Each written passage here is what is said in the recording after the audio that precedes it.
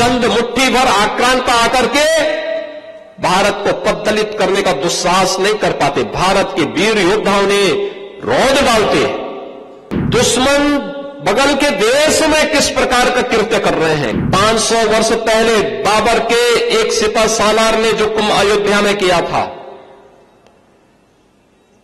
जो काम संभल में किया था, और जो काम आज बांग्लादेश के अंदर हो रहा है, तीनों की प्रकृति, तीनों का डीएनए एक जैसा है। अगर कोई ये मानता है कि वो बांग्लादेश में हो रहा है, तो यहां भी बांटने वाले तत्व उनके लिए बेट बनकर के खड़े हो रखे हैं, पहले से खड़े हैं। वे समाज के सामाजिक ताने बाने को छिन्न भिन्न कर रहे हैं, सामाजिक एकता को तोड़ करके, आपको बांट करके फिर काटने का और कटवाने का पूरा इंतजाम भी कर रहे हैं। आज जब हम सब यहां पर आए हैं, भगवान राम ये सब करने में इसलिए सफल रहे क्योंकि उन्होंने जोड़ा था, पूरे समाज को जोड़ा था, सबको जोड़ा था। ये जोड़ने के कार्य को अगर हमने महत्व दिया होता,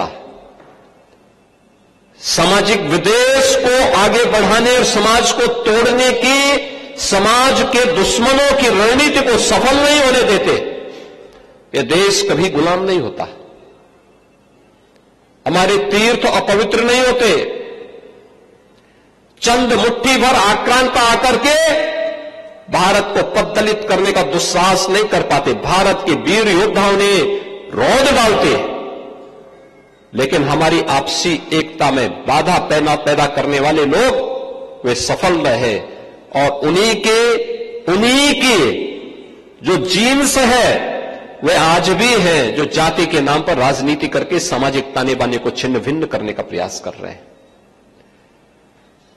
दुश्मन बगल के देश में किस प्रकार का कृत्य कर रहे हैं, याद रखना। किसी को अगर गलतफहमी हो, 500 वर्ष पहले बाबर के एक सिपह सालार ने जो कुंभ अयोध्या में किया था, जो काम संभल में किया था, और जो काम आज बांग्लादेश के अंदर हो रहा है, तीनों की प्रकृति, तीनों का डीएनए एक जैसा है।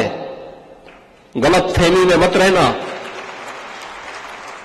अगर कोई ये मानता है कि वो बांग्लादेश में हो रहा है, तो यहां भी बांटने वाले तत्व उनके लिए बेट बनकर के खड़े हो रखे हैं, पहले से खड़े हैं। वे समाज के सामाजिक ताने बाने को छिन्न भिन्न कर रहे हैं, सामाजिक एकता को तोड़ करके, आपको बांट करके फिर काटने का और कटवाने का पूरा इंतजाम भी कर रहे हैं। ये बांटने वाले लोग, बहुत सारे लोग तो ऐसे हैं जिन्होंने दुनिया के तमाम देशों में प्रॉपर्टी खरीद करके रखी हुई है। जहां संकट आएगा वहां भाग जाएंगे, मरने वाले मरते रहेंगे।